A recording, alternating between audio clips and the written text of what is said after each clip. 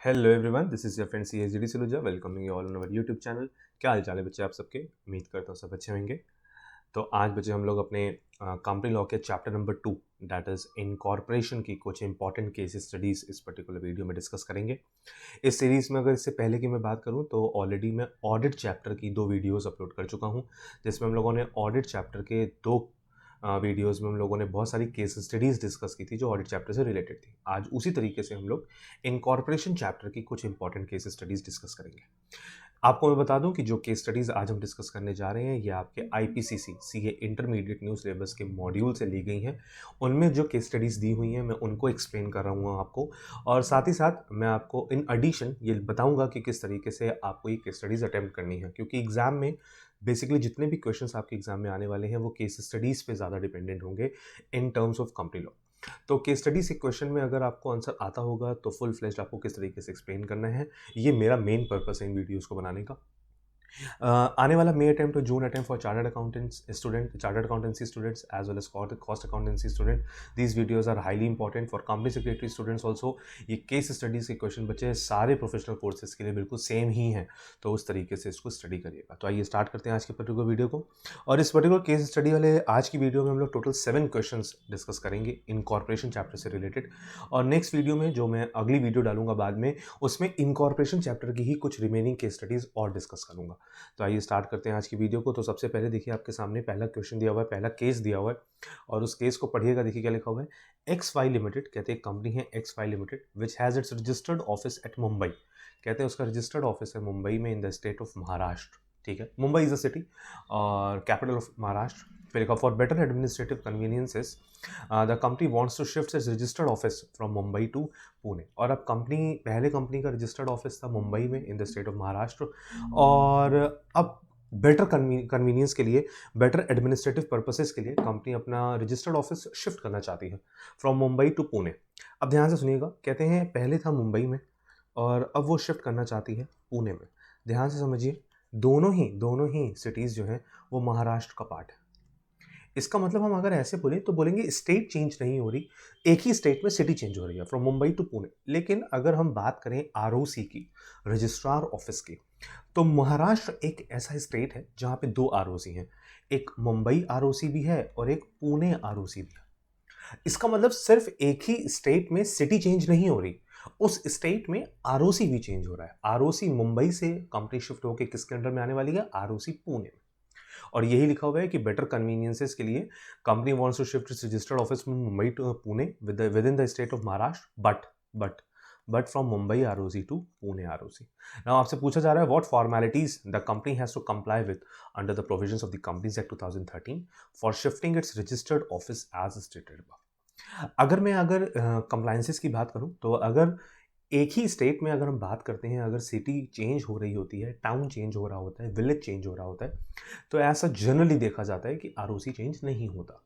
लेकिन क्योंकि महाराष्ट्र एक ऐसी स्टेट है जहाँ पे 2 ROC हैं और दोनों ROC के पास यहाँ पे ये मैटर आ जाता है कि ROC मुंबई से ये पर्टिकुलर कंपनी शिफ्ट होकर कहाँ जाना चाहती है? ROC पुणे में।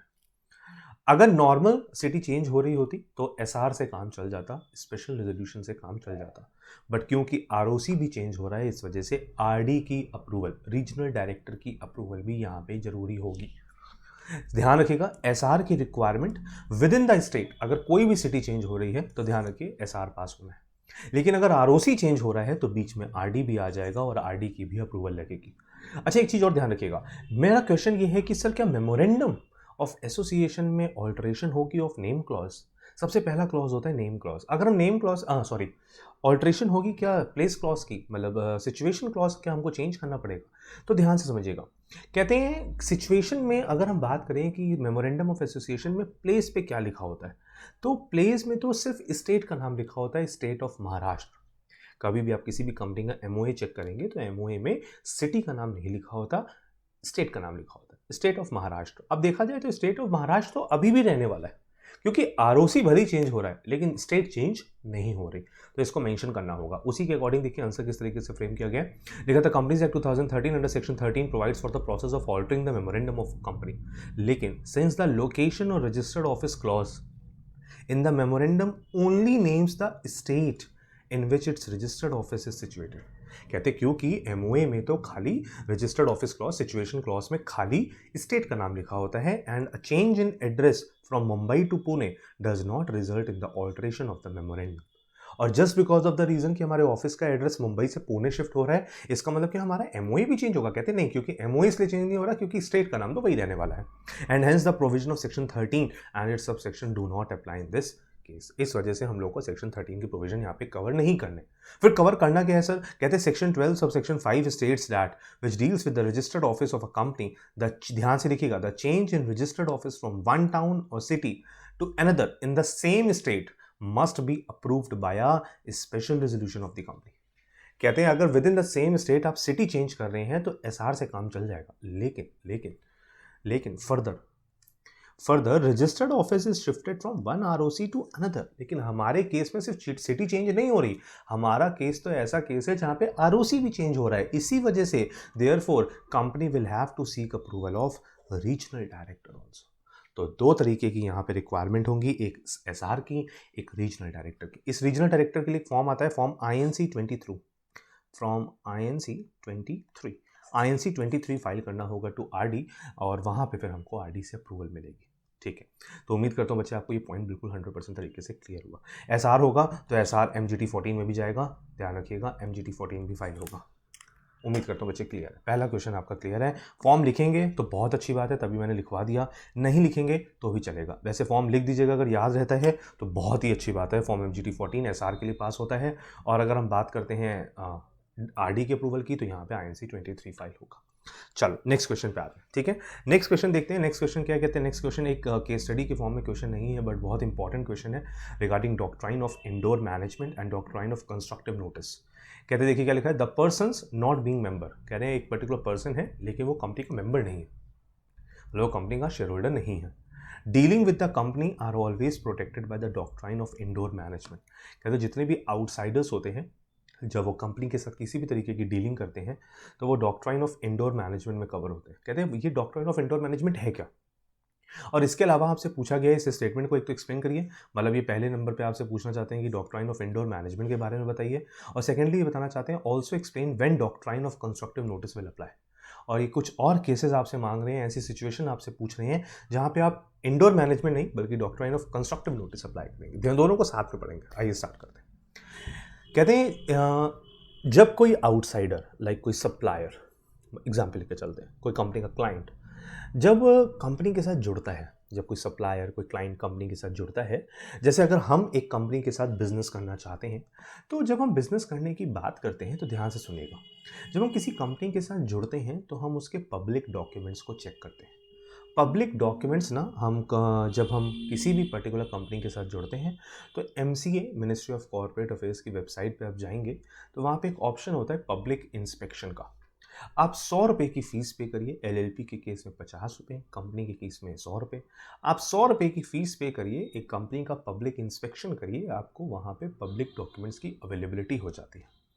आप कंपनी का MOA चेक कर सकते हैं, कंपनी का AOA articles of association check कर सकते हैं, कंपनी के ऊपर क्या क्या चार्जेस हैं उनके बारे में चेक कर सकते हैं, कंपनी का MGT 7 एनुअल रिटर्न, कंपनी के फाइनेंशियल स्टेटमेंट्स आप उसमें देख सकते हैं। तो ये इन्फॉर्मेशन तो पब्लिक इंस्पेक्शन के थ्रू हमको मिल जाती है। अब कंपनी की इंटरनल वर्किंग में हम नहीं जाते, क्योंकि एक आउटसाइडर ये मान के चलता है कि जो डॉक्यूमेंट्स उसने ROC और RD तक सबमिट किए हैं वो पब्लिक इंस्पेक्शन में हमको दिख रहे हैं। अगर वो सब ठीक है तो फिर हम कंपनी के साथ बिजनेस करने के लिए तैयार हो जाते हैं। अब कंपनी की इंटरनल प्रोसीडिंग्स में क्या चल रहा है इससे हमको इतना खास लेना देना नहीं होता। हम ये मान कर चलते हैं कि कंपनी ने ROC RD तक जितनी भी फाइलिंग्स की हैं, अगर वो सब ठीक है तो कंपनी ठीक है। ये होता है डॉक्ट्राइन ऑफ इंडोर मैनेजमेंट। हमको प्रोटेक्शन दी जाती है, आउटसाइडर्स को प्रोटेक्शन दी जाती है कि वो इतना डिटेल में ना जाए रिगार्डिंग इंटरनल प्रोसीडिंग्स। ध्यान से देखिए क्या लिखा है। कहते हैं अकॉर्डिंग टू दिस डॉक्ट्राइन, ध्यान से, doctrine means it's a principle, persons dealing with the company need not inquire whether internal proceedings relating to the contract are followed correctly। कहते हैं कि पर्सन्स जो कंपनी के साथ, जो आउटसाइडर्स कंपनी के साथ डील कर रहे हैं, उनको इंक्वायरी करने की जरूरत नहीं है about the internal proceedings relating to the contract which are going to be sign between the company and the client. once they are satisfied that the transaction is in accordance with the memorandum and article of association. कहते हैं इसका मतलब main चीज है MOA और AOA, हमको ये तो चेक करना होता है और ये हमको फिजिकली, हम ऐसे बोल सकते हैं कि हमको पब्लिक इंस्पेक्शन के थ्रू भी मिल जाता है। And stakeholders need not inquire whether the necessary meeting was convened and held properly और whether necessary resolution was passed properly. क्योंकि ये जो हम बोल रहे हैं ना कि मीटिंग हुई कि ना हुई, रेजोल्यूशंस पास हुए कि ना हुए, अब ये रेजोल्यूशन पास हुए कि ना हुए ये सब तो मिनट्स में लिखा होगा, मीटिंग हुई या ना हुई ये तो इंटरनल प्रोसीडिंग है। अब मीटिंग हुई तो उसके बारे में हम आरओसी को थोड़ी ना बताएंगे कि मेरी मीटिंग हुई, एमजीटी 7 में पता लगेगा, बट वो तो साल भर के बाद पता लगेगा। अगर अभी अभी मान लीजिए कि आज करंट डेट पे एक पर्टिकुलर मीटिंग हुई और उस मीटिंग में अप्रूव किया गया कि हाँ हम इस पर्टिकुलर सप्लायर को अपना रेगुलर सप्लायर बनाना चाहते हैं, तो इसकी थोड़ी ना इंटीमेशन आरओसी को देनी है। अब सप्लायर कह रहा है, मैं थोड़ी ना कंपनी से पूछूंगा कंपनी क्या तुमने बोर्ड रेजोल्यूशन पास किया, क्योंकि ये तो मैं मान के चलूंगा कि कंपनी ने कर लिया। अब अगर कंपनी ने नहीं किया होगा तो ये कंपनी की रिस्पॉन्सिबिलिटी है, इसमें सप्लायर की कोई गलती नहीं है। सिंपल सा एग्जांपल बच्चे, आप एक पर्टिकुलर मिस्टर एक्स को अपना रेगुलर सप्लायर बनाना चाहते हो अपनी कंपनी का, कंपनी इसके लिए बोर्ड रेजोल्यूशन पास करे, सप्लायर कह रहे तो करो ना, ये तो तुम्हारी रिस्पॉन्सिबिलिटी है, हम क्या करें इसमें। अब आपने अगर बोर्ड रेजोल्यूशन पास नहीं किया तो सप्लायर कह रहा है इसमें मेरी क्या गलती, मैंने थोड़ी ना आपकी इंटरनल प्रोसीडिंग्स में घुस के चेक करना है कि आपने रेजोल्यूशन पास किया या नहीं किया, मीटिंग की या नहीं की, मैं तो ये मान के चलूंगा कि आपने कर लिया होगा। This is doctrine of indoor management. Indoor का मतलब है घर के अंदर की बातें घर ही में रहती है, बाहर वालों को बताने की जरूरत नहीं है और बाहर वाला ये जानना भी नहीं चाहता। ठीक है, they are entitled to take it for granted. Who are they means outside persons. They are taking it as granted that the company had gone through all these proceedings in a regular manner.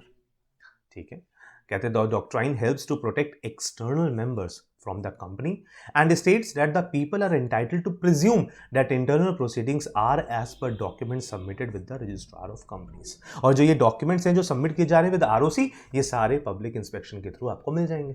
ठीक है, कहते हैं the doctrine of indoor management is opposite to the doctrine of constructive notice.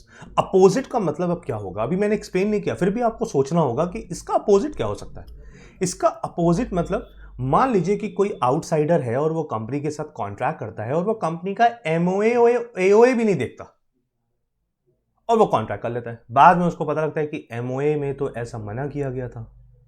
इसका मतलब company जो काम कर रही थी आउटसाइडर के अकॉर्डिंग वो काम होना ही नहीं चाहिए था। तो भाई ये आउटसाइडर की रिस्पॉन्सिबिलिटी बनती थी कि जो डॉक्यूमेंट्स वो कॉन्ट्रैक्ट एंटर करने से पहले चेक कर सकता था, कम से कम वो तो करता। तभी देखिए क्या लिखा, whereas the doctrine of constructive notice protects a company against outsiders. कहते हैं इंडोर मैनेजमेंट में आउटसाइडर्स को प्रोटेक्शन दी जा रही थी against the company. Constructive notice जब अपोजिट है, यहां कंपनी को प्रोटेक्शन दी जाएगी अगेंस्ट द आउटसाइडर्स। तभी लिखा the doctrine of indoor management protects outsiders against the actions of a company, और under doctrine of constructive notice it protects a company against outsiders.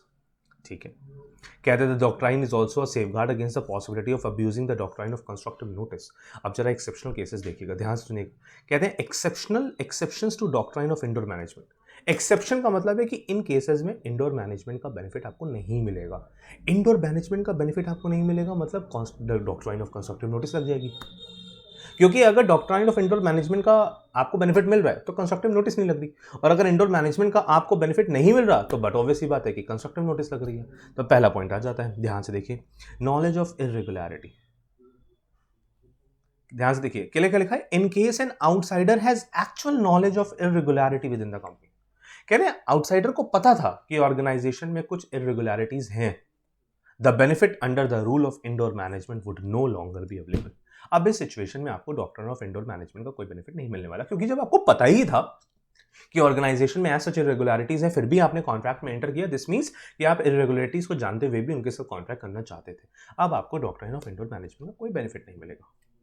In fact, he or she may will be considered part of the irregularity, बल्कि हम उनको तो part मान के चलेंगे क्योंकि वो जानते थे कि इरेगुलरिटीज हो रही हैं फिर भी उन्होंने कॉन्ट्रैक्ट में एंटर किया। फिर कहते हैं सेकंड पॉइंट आता है निग्लिजेंस। निग्लिजेंस का मतलब यहाँ पे है कि है कि आपने कोशिश ही नहीं की जानने की, अगर कोशिश करते तो पता लग जाता। लाइक आपने पब्लिक इंस्पेक्शन तक नहीं की, कॉन्ट्रैक्ट एंटर करने से पहले कंपनी के बारे में कुछ भी नहीं जाना, तो भैया ये आपकी गलती है, आपकी नेग्लिजेंसी है, क्यों नहीं जाना। जो चीजें पब्लिक इंस्पेक्शन के थ्रू पता लग सकती थी कम से कम वो तो पता करते। तभी तो लिखा, if with a minimum of effort the irregularities within the company could be discovered the benefit of the rule of indoor management would not apply. अब यहाँ आपको डॉक्ट्राइन ऑफ इंडोर मैनेजमेंट का कोई बेनिफिट नहीं मिलेगा। नहीं मिलेगा मतलब डॉक्ट्राइन ऑफ कंस्ट्रक्टिव नोटिस लग गई, क्योंकि ये उसका एक्सेप्शनल बन गया। एक्सेप्शन जस्ट अपोजिट है, डॉक्ट्राइन ऑफ कंस्ट्रक्टिव नोटिस लग गया। The protection of the rule is also not available where the circumstances surrounding the contract are so suspicious as to invite inquiry and the outsider dealing with the company does not make proper inquiry.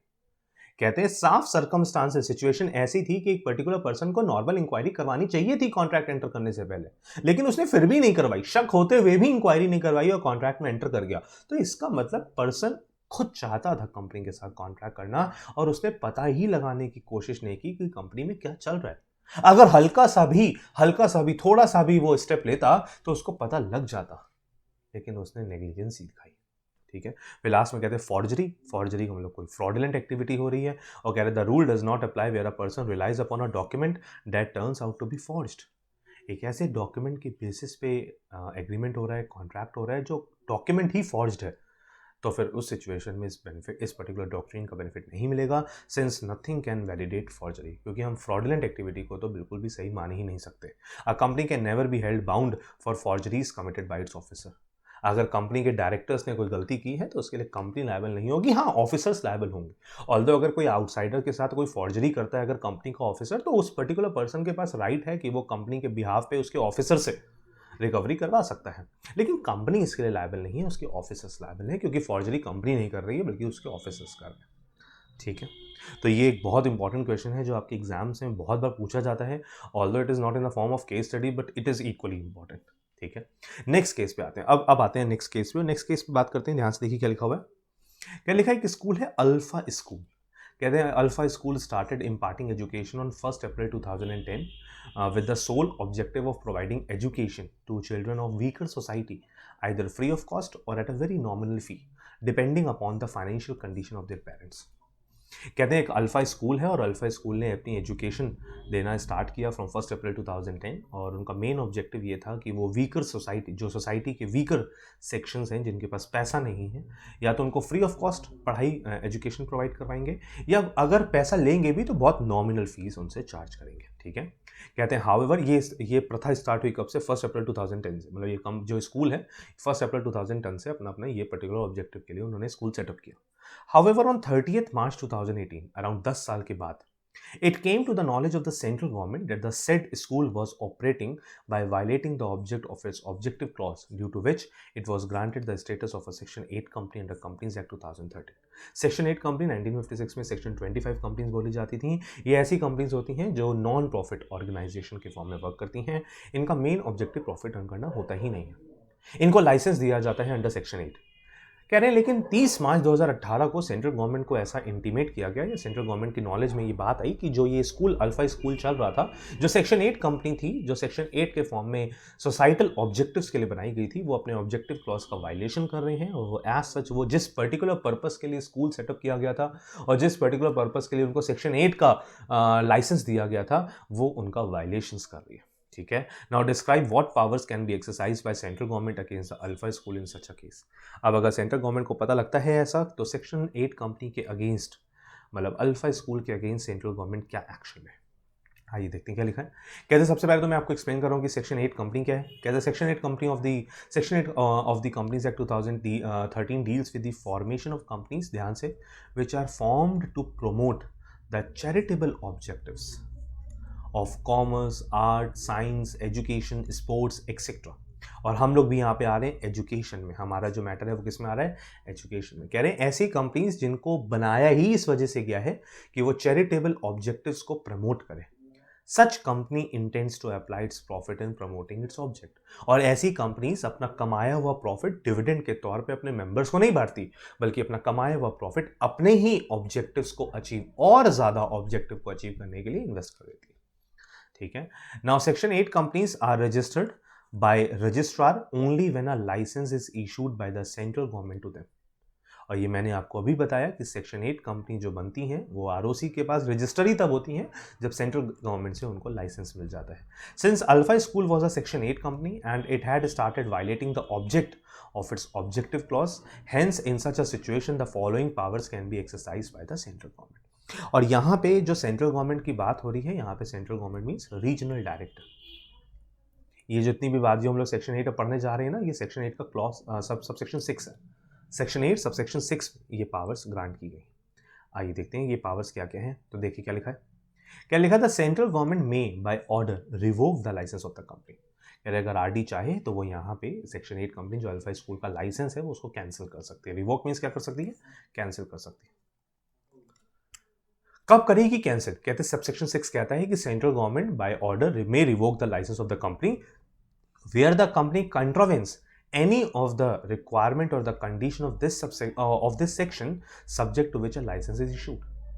कहते हैं जिन शर्तों पर, जिन चीजों को मानते हुए company को section 8 company का लाइसेंस दिया गया था, अगर उसने वो कंडीशंस ही फुलफिल करनी बंद कर दी है तो सेंट्रल गवर्नमेंट यहाँ पे सेक्शन 8 कंपनी को दिया हुआ लाइसेंस कैंसिल कर सकती है। या फिर where the affairs of the company are conducted fraudulently, या कंपनी जो काम कर रही है वो फ्रॉडुलेंट तरीके से काम कर रही है और violative of the objects of the company और प्रीजुडिशियल टू द पब्लिक इंटरेस्ट, या वो जो काम कर रही है वो जो कंपनी के ऑब्जेक्टिव्स जिनके लिए कंपनी बनाई गई थी उसके बाहर जाके, उसके अगेंस्ट जाके काम कर रही है। जिन ऑब्जेक्टिव्स को अचीव करने के लिए कंपनी बनाई गई थी वो ऑब्जेक्टिव्स को अचीव करने के लिए कंपनी काम नहीं कर रही, या पब्लिक इंटरेस्ट में कंपनी नहीं वर्क कर रही। ऐसी सिचुएशंस में अगर सेंट्रल गवर्नमेंट चाहे तो सेक्शन 8 कंपनी को दिया हुआ सेक्शन 8 कंपनी का लाइसेंस कैंसिल कर सकती है। और अगर वो कैंसिल करती है एंड ऑन रिवोकेशन, अगर वो कैंसिल करती है तो the registrar shall put word limited और private limited against the company's name in the register. अब कंपनी को सेक्शन 8 कंपनी के एम्बिट से बाहर करके एक नॉर्मल कंपनी का टैग दे दिया जाएगा और रजिस्ट्रार भी अपने रजिस्टर में उस कंपनी के आगे प्राइवेट लिमिटेड या लिमिटेड वर्ड ऐड कर देगा as per the directions of the RD. But before such revocation, लेकिन किसी भी पर्टिकुलर कंपनी का सेक्शन 8 का लाइसेंस कैंसिल करने से पहले the central government that is RD must give it a written notice of it intention to revoke the licence and opportunity to be heard in the matter. Central government की responsibility बनती है कि उस company को written notice दी जाए कि उसका licence क्यों कैंसिल किया जा रहा है और उसको सुनने का मौका भी दिया जाए, उसकी साइड को भी सुना जाए। ठीक है, मतलब एक तरफा नहीं होना चाहिए। ठीक है, फिर आता है सबसेक्शन 7, कहते हैं वेयर लाइसेंस इज रिवोक्ड, कहते हैं अगर लाइसेंस रिवोक होता है तो the central government may by order if it is satisfied that it is essential in the public interest. कहते हैं अगर लाइसेंस कैंसिल किया जाता है तो सेंट्रल गवर्नमेंट ऑर्डर के थ्रू, अगर सेंट्रल गवर्नमेंट को लगता है, मतलब आरडी को ऐसा लगता है तो कि ऐसा करना पब्लिक इंटरेस्ट के फेवर में होगा, तो it may issue a direction that company be wound up under this act, कि कंपनी को वाइंड अप कर दिया जाए और amalgamated with another company registered under this section, या फिर इसी एग्जिस्टिंग कंपनी को जिसका लाइसेंस कैंसिल किया गया है, इस पर्टिकुलर कंपनी को किसी दूसरी कंपनी के साथ, किसी दूसरी सेक्शन 8 कंपनी के साथ अमालगमेट कर दिया जाए। मतलब यहां पे हम ऐसे बोल रहे हैं कि अगर सेंट्रल गवर्नमेंट को लगता है कि पब्लिक इंटरेस्ट में ऐसा करना ठीक है तो वो ऐसा ऑर्डर दे सकती है कि या तो कंपनी को वाउंड अप करना चाहे, वाइंड अप करना चाहे, वाइंड अप कर दे, या फिर amalgamate कर दे with the existing section 8 company. However, no such order shall be made unless the company is given a reasonable opportunity of being heard. ये तो ऊपर भी था, ठीक है। Then comes subsection 8 और वो कहता है क्या, where a license is revoked and where the central government is satisfied that it is essential in the public interest that the company registered under this section should be amalgamated with another company registered under this section and having similar objects, then कहते हैं अगर third point आया, कहते हैं क्या कि अगर licence cancel किया जा रहा है, रिवोक किया जा रहा है और सेंट्रल गवर्नमेंट को ऐसा लगता है कि पब्लिक इंटरेस्ट में एक कंपनी जिसको यहाँ पे the company registered in this section should be amalgamated with another company, कि इस कंपनी में, इस पर्टिकुलर सेक्शन 8 कंपनी को अगर हम किसी दूसरी सेक्शन 8 कंपनी के साथ अमालगमेट करते हैं having similar objects, then notwithstanding anything contrary to the notwithstanding anything contrary contained in this act, जो कुछ भी अभी तक आपने पढ़ा सब किनारे हो गया, द सेंट्रल गवर्नमेंट में by order provide for such amalgamation to form a single company with such constitution, properties, powers, rights, interest, authorities and privileges and with such liabilities, duties and obligation as may be specified in the order. अगर central government चाहे कि एक particular company जिसने as such violations किए हैं या जिनका licence cancel किया जा रहा है, उस पर्टिकुलर कंपनी को किसी दूसरी सेक्शन 8 कंपनी के साथ अमालगमेट करना है हैविंग सिमिलर ऑब्जेक्टिव्स, तो उस पर्टिकुलर कंपनी के अमालगमेशन के बाद क्या कंपनी सिंगल कंपनी के फॉर्म में वर्क करेगी, कंपनी के क्या क्या राइट्स होंगे, कंपनी की क्या क्या पावर्स होंगी, कंपनी की क्या क्या लायबिलिटीज होंगी, ये सारा कुछ सेंट्रल गवर्नमेंट मतलब आरडी अपने ऑर्डर में मेंशन करेगा और उसी के अकॉर्डिंग उस पर्टिकुलर कंपनी को आगे कंटिन्यू किया जाएगा। तो this is again a very important question about section 8 company, क्योंकि सेक्शन 8 कंपनी में ऐसा बहुत बार आपको क्वेश्चन एग्जाम में देखने को मिल जाता है जहाँ पे ये बोला जाएगा कि कंपनी अपने ऑब्जेक्टिव्स को फुलफिल नहीं कर रही। तो उस सिचुएशन में आप क्या करेंगे? चलिए, now coming upon question number 4, आइए क्वेश्चन नंबर 4 देखते हैं क्या कहते हैं। कहते हैं लिखा the object clause of the memorandum of Vivek industries limited. कहते हैं कंपनी है जिसका नाम है विवेक इंडस्ट्रीज लिमिटेड, और उस विवेक इंडस्ट्रीज लिमिटेड की कंपनी में उसका ऑब्जेक्टिव क्लॉज देखते हैं क्या कहता है। कहते हैं it empowers it to carry on real estate business and any other business that is allied to it. कहते हैं जब हम विवेक इंडस्ट्रीज लिमिटेड का मेमोरेंडम का ऑब्जेक्टिव क्लॉज देखते हैं तो उसके ऑब्जेक्ट क्लॉज में लिखा हुआ है कि कंपनी रियल एस्टेट का बिजनेस कर सकती है या उससे एंसिलरी अगर कोई बिजनेस करना चाहे तो कर सकती है। Due to a downward trend in real estate business, कहते हैं क्योंकि मार्केट में रियल एस्टेट बिजनेस थोड़ा थोड़ा ठप पड़ने लग गया, तो the management of the company has decided, इसी विवेक इंडस्ट्रीज लिमिटेड के मैनेजमेंट ने डिसाइड किया to take up the business of food processing activity. और अब वो अपना बिजनेस लाइन चेंज करना चाहते हैं, रियल एस्टेट बिजनेस ठप होने की वजह से वो कहाँ आना चाहते हैं, फूड प्रोसेसिंग एक्टिविटी में। Now the company wants to alter its memorandum, company इस पर्टिकुलर पर्पस के लिए अपना मेमोरेंडम चेंज करना चाहती है और मेमोरेंडम में ऑब्जेक्टिव क्लॉज चेंज करना चाहती है, specially as to include the food processing business in its objective clause. इसका मतलब आपको ऑल्टरेशन करनी है, क्या करनी है, ऑल्टरेशन करनी है किसकी, ऑफ ऑब्जेक्ट क्लॉज। ठीक है, कहते हैं examine whether the company can make such change as per the provisions of the companies act. कहते हैं बताइए कि क्या एज पर कंपनीज एक्ट ऐसा ऑब्जेक्टिव क्लॉज चेंज करना अलाउड है। कहते हैं हाँ, अब बहुत इजी हो गया। कंपनीज एक्ट 2013 में बहुत सिंपलर प्रोसेस बना दी गई है ऑब्जेक्ट क्लॉज को चेंज करने की। 1956 में थोड़ी कम्बरसम थी, बट यहाँ बहुत स्मूथ है। आइए देखते हैं क्या लिखा है। कहते लिखा था कंपनीज, देखिए जैसे लिखा हुआ है, the companies act 2013 has made alteration of the memorandum simpler and more flexible. जैसे कि under section 13 sub section 1, a company may by a special resolution after complying with the procedure specified in this section alter the provision of its memorandum. Section 13 sub section 1 कहता है कि अगर आप SR पास कर लेते हैं तो आप अपने मेमोरेंडम में ऑल्टरेशन कर सकते हैं। मतलब जो सेक्शन 13 का सब सेक्शन 1 है वो पूरे ऑल्टरेशन ऑफ मेमोरेंडम की बात करता है, किसी स्पेसिफिक क्लॉज की बात नहीं करता। जो सेक्शन 13 सब सेक्शन 1 है वो मेमोरेंडम के ऑल्टरेशन के लिए बोल रहा है कि एसआर पास कराइएगा, अगर मेमोरेंडम में कोई भी चेंज होता है एसआर पास कराइएगा। फिर भले वो ऑब्जेक्टिव हो, भले नेम क्लॉज हो, भले रजिस्टर्ड ऑफिस क्लॉज हो। जैसे सबसे पहले क्वेश्चन में रजिस्टर्ड ऑफिस क्लॉज था, वहां पे भी एसआर पढ़कर आए थे, यहाँ पे भी एसआर है। ठीक है, लेकिन in specifically in the case of alteration to the object clause, कहते हैं लेकिन अगर स्पेशली अगर मैं बात करूं ऑल्टरेशन ऑफ ऑब्जेक्टिव क्लॉज की, तो section 13 sub section 6 requires the filing of SR by company with the registrar. ठीक है, कोई दिक्कत नहीं है, हम कर देंगे। एसआर पास करना है, अगेन एमजीटी 14 में फाइल कर देंगे। इसका मतलब यहाँ पे बोला गया कि सेक्शन 13 सब सेक्शन 6 बोल रहा है कि अगर आप अपने ऑब्जेक्टिव क्लॉज में चेंज करते हो तो आपको जो आपने एसआर पास किया है वो रजिस्ट्रार तक फाइल करना है, हाँ कर देंगे। फिर आता है सबसेक्शन 9, और सबसेक्शन 9 कहता है it states that registrar shall register any alteration to the memorandum with respect to the objects of the company. कहते हैं अगर रजिस्ट्रार के पास किसी भी तरीके का एज सच कोई एसआर पास करके भेजा गया है तो रजिस्ट्रार की रिस्पॉन्सिबिलिटी बनती है कि वो मेमोरेंडम में ऑल्टरेशन करे और कंपनी के ऑब्जेक्ट्स को चेंज करे and certify the registration within a period of 30 days from the date of filing of the SR by the company. Company के एसआर फाइल करने के विद इन 30 days रजिस्ट्रार की responsibility बनती है कि अगर सब कुछ ठीक है तो वो अप्रूव कर दे उस पर्टिकुलर न्यू मेमोरेंडम को, ऑल्टर्ड मेमोरेंडम को। ठीक है, subsection 10 of section 13 further stipulates that no alteration in the memorandum shall take effect unless it has been registered with the registrar as well. बिल्कुल ठीक बात है। कहते हैं अगर आपने बिना आरओसी तक ये एसआर पास करने के बाद अगर आपने बिना आरओसी को इंटीमेट किए एज सच ऑल्टरेशन करने की सोची तो ये बिल्कुल गलत होगा। आप मेमोरेंडम बिना आरओसी को इंटीमेट किए नहीं कर सकते। Hence, the Companies Act 2013 permits any alteration to the object clause with ease. Therefore, Vivek Industries Limited can make the required changes in the object clause of its memorandum of association. तो कोई problem नहीं है, विवेक industries limited ऐसा कर सकती है अगर वो एसआर पास करे और आरओसी को उसके बारे में प्रॉपर्ली इंटीमेट कर दे। ठीक है, now coming upon the next question, that is question number 5। इसके बाद सिर्फ 2 क्वेश्चन और जाएंगे और हमारी वीडियो कंप्लीट हो जाएगी। आइए स्टार्ट करते हैं इसको भी। Explain in the light of the provision of the companies act 2013 the circumstances under which, ध्यान से कहते हैं कि as per the provisions of the companies act 2013 आपसे पूछा जा रहा है कि वो सर्कमस्टांसेस बताइए under which a subsidiary company can become a member of its holding company. कह रहे हैं सब्सिडरी कंपनी क्या अपनी होल्डिंग कंपनी की मेंबर बन सकती है? मतलब होल्डिंग कंपनी का मतलब है कि होल्डिंग कंपनी ने सब्सिडरी कंपनी में शेयर्स एक्वायर किए हुए मोर देन 50%। या फिर हम ऐसे बोलते हैं कि होल्डिंग कंपनी का पूरा कंट्रोल है over the management of the subsidiary company. बिल्कुल ठीक बात है। कह रहे हैं अब क्या सब्सिडरी कंपनी होल्डिंग कंपनी की मेंबर बन सकती है?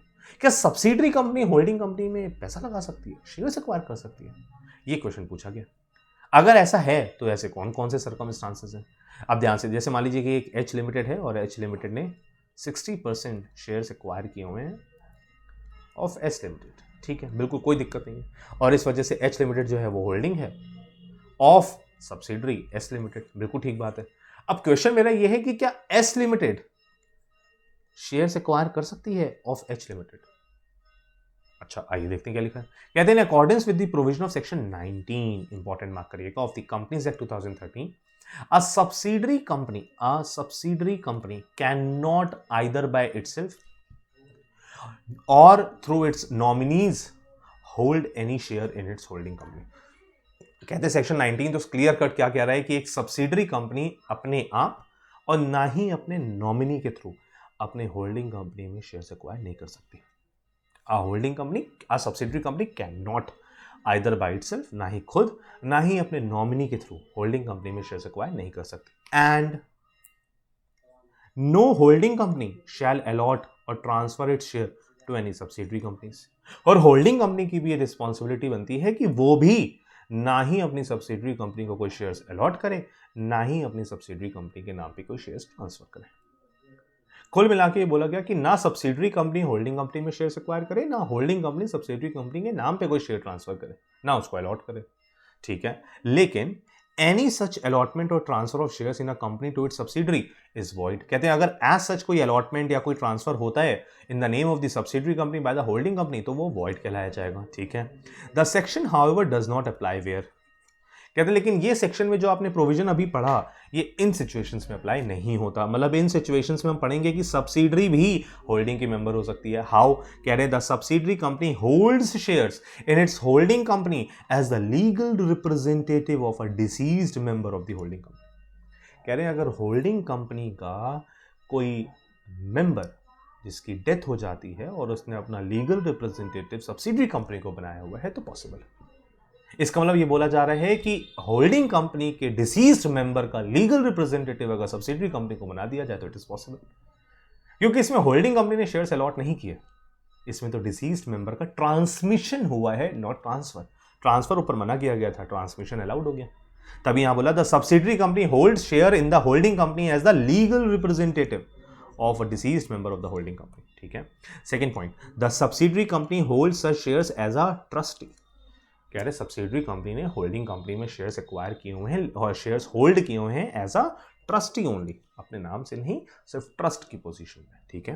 And the subsidiary company was काट के लिखिएगा is, and the subsidiary company is a share holder in the holding company even before it become it subsidiary. Subsidiary company के holding company में shares तो हैं लेकिन सब्सिडरी बनने से पहले के हैं, सब्सिडरी बनने के बाद उसने एक्वायर नहीं किए। सब्सिडरी बनने से पहले तो उसको पता भी नहीं था कि वो सब्सिडरी बनेगी भी, तो उसने शेयर्स एक्वायर किए हुए थे, बाद में वो सब्सिडरी बन गई। अब पहले वाले शेयर्स की वजह से एज सच सेक्शन 19 का वायलेशन नहीं माना जाएगा।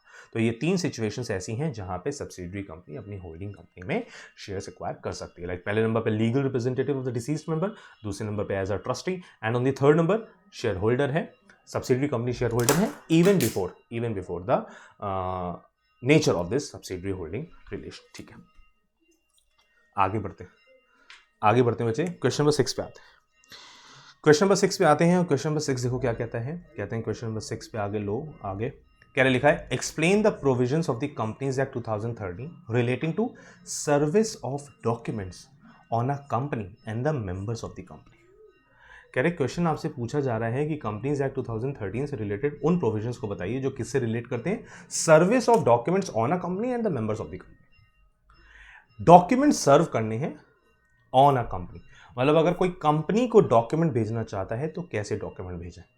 मान लीजिए एक शेयर होल्डर कंपनी को कोई डॉक्यूमेंट भेजना चाहता है, कैसे भेजा जाए। कहते हैं सेक्शन 20 आता है, कहते हैं under section 20 of the companies act 2013 a document may be served on a company. कहते हैं एक डॉक्यूमेंट सर्व कर सकते हैं आप ऑन अ कंपनी और एन ऑफिसर देयर ऑफ, या कंपनी के किसी ऑफिसर के ऊपर, by sending it to the company और the officer at the registered office of the company. कहते हैं अगर आप कोई डॉक्यूमेंट कंपनी को या डॉक्यूमेंट किसी कंपनी के ऑफिसर को, लाइक कंपनी सेक्रेटरी को, डायरेक्टर को, एमडी को, सीईओ को, सीएफओ को भेजना चाहते हैं तो भेज सकते हैं।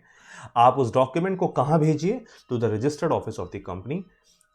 ठीक है, कैसे? बाय रजिस्टर्ड पोस्ट, पोस्ट कर दीजिए। रजिस्टर्ड पोस्ट का मतलब यहाँ पे हम कह देंगे पोस्ट ऑफिस के through, by speed post, bye courier service. यहाँ पे स्पेसिफाई किया गया है कि कोरियर सर्विस वो होनी चाहिए जिनके पास रिकॉर्ड हो रिगार्डिंग डिलीवरी।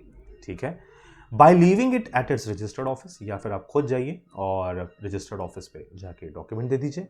और bye means of such electronic और अदर मोड एज में बी प्रिस्क्राइब्ड। एज में बी प्रिस्क्राइब का मतलब है आप उनकी रजिस्टर्ड मेल आईडी पे मेल भी कर सकते हैं, फैक्स करना चाहें फैक्स भी कर सकते हैं। तो अगर आप कंपनी या कंपनी के किसी ऑफिसर पे कोई डॉक्यूमेंट सर्व करना चाहते हैं तो इन तरीके से कर सकते हैं। फिर एक ध्यान से नीचे एक केस दिया और इस केस में इन्होंने सेक्शन 20 में ही ये केस दिया और सबसेक्शन 1 पढ़ रहे हैं हम लोग। सेक्शन 20 के सबसेक्शन 1 में ऐसा लिखा हुआ, however in case where securities are held with a depository. कह रहे लेकिन अगर किसी कंपनी की securities are held with a depository तो the records of the beneficial ownership may be served by such depository on the company by means of electronic और other mode. कह रहे हैं अगर किसी डिपॉजिटरी के पास आपकी सिक्योरिटीज हैं और डिपॉजिटरी बेनिफिशियल ओनरशिप के रिकॉर्ड्स कंपनी को देना चाहती है तो इलेक्ट्रॉनिक मोड में आज दे सकती है, उनको फिजिकल कॉपी देने की ऐसी रिक्वायरमेंट नहीं है। ठीक है, कहते हैं एंड अंडर सेक्शन 20 सबसेक्शन 2, अभी तो सबसेक्शन 1 पढ़ा, save as provided in the act और the rule they are under for filing of documents with the registrar in electronic mode.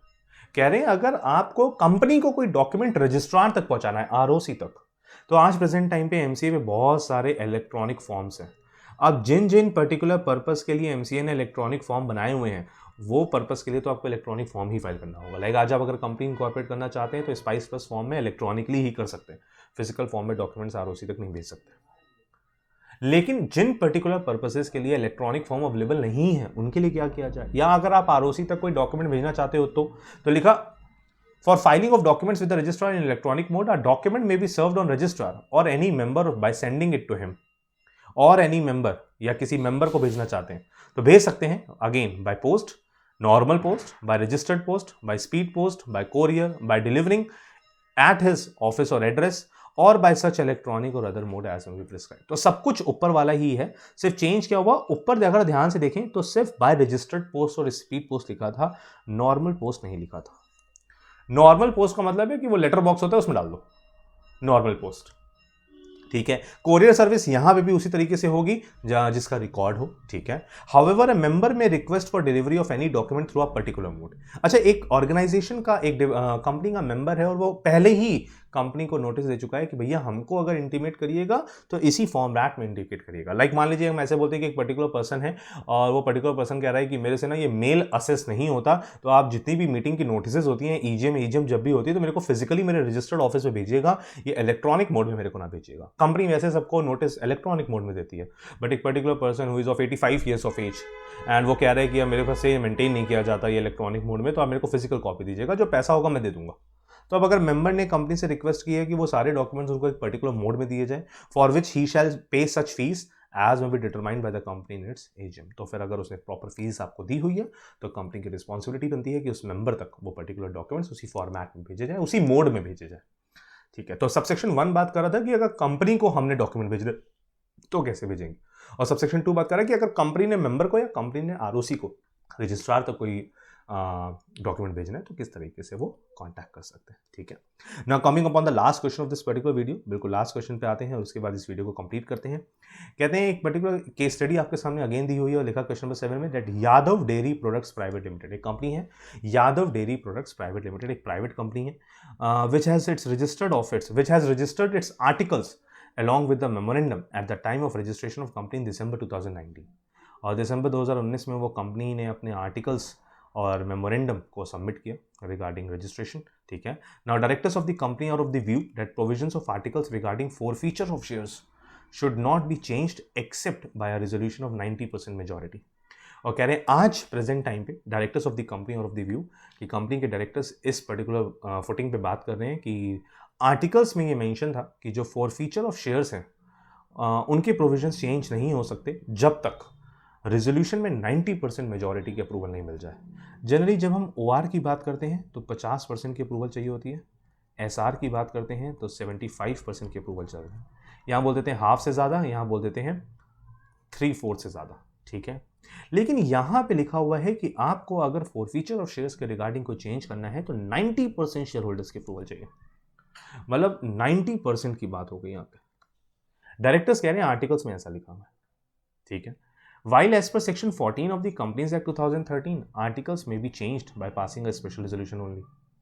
Section 14 में ऐसा लिखा हुआ है, कंपनीज एक्ट के सेक्शन 14 में लिखे पढ़ें तो वहाँ लिखा हुआ है कि अगर आर्टिकल्स में कोई चेंज करना है तो आप एसआर पास करिए। एसआर पास करिए मतलब 75% की अप्रूवल लीजिए। लेकिन हमने अपने आर्टिकल्स में, ये Yadav dairy products private limited ने अपने आर्टिकल्स में वो लिमिट को 75% से बढ़ाकर लिख दिया 90%, मतलब उन्होंने और रिस्ट्रिक्ट कर दिया लॉ, ठीक है। Now one of the directors said that they cannot make a provision against the Companies Act. अब एक डायरेक्टर बोल रहा है जब लॉ में लिखा है 75% की अप्रूवल चाहिए तो आप उसको 90% कैसे कर सकते हैं? You are required to advise the company on this matter. Now being a company secretary or other official, you are required कि ये क्या 90% वाली बात जो आर्टिकल्स में लिखी है सही लिखी है? लॉ कहता है as per companies act 2013 section 14 कहता है 75% की अप्रूवल चाहिए। लेकिन हम लोगों ने अपने आर्टिकल्स में और रिस्ट्रिक्ट कर दिया और बोला भैया 90% की अप्रूवल चाहिए। इजी क्या 50% की अप्रूवल या 75? कहते हैं 50% ज़्यादा आसान है। फिर 75 और 90 में आसान क्या? या 75 आसान है। लेकिन हमने तो लॉ को और रिस्ट्रिक्ट कर दिया और हमने कितना लिख दिया 90%। क्या ये वैलिड है? अब आपसे पूछा जा रहा है, आइए देखते हैं क्या लिखा है। कहते हैं सेक्शन 5 उसका सबसेक्शन 3, सेक्शन 5 सबसेक्शन 3, ध्यान से देखिए क्या लिखा है। कह रहे हैं as per section 5 of the companies act 2013 the article may contain provisions for entrenchment to the effect that specified provision of the articles may be altered only if more restrictive conditions than a special resolution are met. Section 5 का subsection 3 कह रहा है यहां पे कि भैया ध्यान से सुनिएगा, आर्टिकल में कंटेन प्रोविजन, ऐसा हो सकता है कि कोई पर्टिकुलर कंपनी अपने आर्टिकल्स में ऐसा प्रोविजन डाल दे। क्या डाल दे वो अपने आर्टिकल में? Entrenchment to the effect. Entrenchment का मतलब एक एडिशनल क्लॉज कंपनी डालना चाहती है कि भैया जहां पे एसआर लिखा है वहां हम चाहते हैं कि और स्ट्रिक्ट प्रोविजन बनाया जाए और 75% की जगह जो एसआर में 75% की अप्रूवल चाहिए उसको बढ़ा के 90% कर दें या और बढ़ा दें, से 95 कर दें, 80 कर दें। कहते हैं the provision for entrenchment shall only be made, लेकिन ऐसा प्रोविजन जहां पे हम लॉ को और रिस्ट्रिक्ट कर रहे हैं 75% से 90% कर रहे हैं, अगर ऐसा करना चाहते हैं तो कैसे हो सकता है? कहते हैं either on formation of a company, या तो जब कंपनी बन रही हो उस टाइम उसके आर्टिकल्स में एंट्रेंचमेंट कर दी जाए और वहां पे लिख दिया जाए, और by an amendment in the articles agreed to by all members of the company in the case of private company। और अगर या तो बाद में अगर आप करना चाहते हैं और रिस्ट्रिक्ट करना चाहते हैं 75% को 90% करना चाहते हैं, और अगर आपकी कंपनी प्राइवेट कंपनी है तो आपको 100% अप्रूवल चाहिए होगी सारे मेंबर से, तो ही आप इस 75 को 90% कर सकते हो। And by a special resolution in the case of a public company, और अगर आपकी पब्लिक कंपनी है और आप 75% को 90% करना चाहते हो तो आपको एसआर पास करवाना पड़ेगा। इसका मतलब बोल रहे हैं या तो फॉर्मेशन के टाइम पे ही कर लो, बहुत अच्छी बात है, तब तो नए नए आर्टिकल्स बन रहे होते हैं, आप 75 को 90% लिख लो। क्वेश्चन ये है कि क्या 75% की चीज को हम 90% लिख सकते हैं? जो चीज 75% अप्रूवल से हो सकती है क्या हम वहां पे 90% लिख दें? ये क्वेश्चन है। कह रहे हैं सर अगर फॉर्मेशन में ही आप आर्टिकल्स एंट्रेंचमेंट ऐड कर दो, हमारे पास स्पाइस 32 प्लस जो पहले स्पाइस 32 होता था अब स्पाइस प्लस हो गया, स्पाइस प्लस में ही अगर आप एंट्रेंचमेंट ऐड करना चाहो कर सकते हो, अलाउड है, ऑप्शन है आपके पास। या अगर आप बाद में करना चाहते हो और आपकी कंपनी प्राइवेट कंपनी है तो कहते हैं प्राइवेट कंपनी है तो आपके सारे मेंबर्स इस चीज़ के लिए अप्रूवल दें तो ही आप 75 को 90 कर सकते हो, अदरवाइज नहीं कर सकते। और अगर आपकी पब्लिक कंपनी है, बाद में अगर आपकी कंपनी पब्लिक कंपनी है और आपने फॉर्मेशन के टाइम पे एज सच एंट्रेंचमेंट के बारे में कुछ नहीं लिखा तो आपको एक एसआर पास करना पड़ेगा पहले। अगर एसआर पास करते हो और 75% मेंबर्स की अप्रूवल मिल जाती है एंट्रेंचमेंट के रिगार्डिंग तो आप 75% को 90% कर लेंगे। कहते हैं where the articles contain provisions for entrenchment whether made on formation और by amendment the company shall give notice to the registrar of such provision in prescribed manner. कहते हैं अगर आपने आर्टिकल्स में एज सच कोई एंट्रेंचमेंट है तो बहुत अच्छी बात है, आपको उस एंट्रेंचमेंट के बारे में फॉर्मेशन के टाइम पे है तो आपने स्पाइस प्लस में ही आरओसी को इंटीमेट कर दिया होगा। लेकिन अगर आप बाद में एज सच अमेंडमेंट करते हो रिगार्डिंग एंट्रेंचमेंट तो आपने एसआर पास किया होगा, प्राइवेट कंपनी होगी तो फिर मेजॉरिटी से आपने रेजोल्यूशन पास किया होगा, वहाँ पे आपको MGT 14 फॉर्म फाइल करना होगा विद द रजिस्ट्रार और आप रजिस्ट्रार को इंटीमेट करिए एंट्रेंचमेंट के रिगार्डिंग, ठीक है। कह दो। और अब हमारे केस में आते हैं तो in the present case Yadav Dairy Product Private Limited is a private company and wants to protect provisions of articles regarding forfeiture of shares, और इस कंपनी ने अपने फॉरफीचर ऑफ शेयर्स के रिगार्डिंग इंट्रेंचमेंट की हुई है 75% की जगह अप्रूवल वहाँ पे 90% पे लिखी हुई है. It means it wants to make entrenchment of articles which is allowed, but the company will have to pass a resolution taking permission of all the members, and it should also give notice to ROC regarding entrenchment of articles. अगर उन्होंने पहले से ऐसा कर रखा है तो उनके आर्टिकल्स में मेंशन होगा, नहीं कर रखा तो अब उनका, क्योंकि प्राइवेट कंपनी है, मीटिंग बुलाएं, सारे मेंबर्स की अप्रूवल लें, सारे मेंबर्स अप्रूव कर दें, अप्रूवल की नोटिफिकेशन, जो अप्रूवल का रेजोल्यूशन है वो रजिस्ट्रार तक फाइल करें, वहाँ से अप्रूवल आ जाएगी, आप ऐसा कर सकते हैं.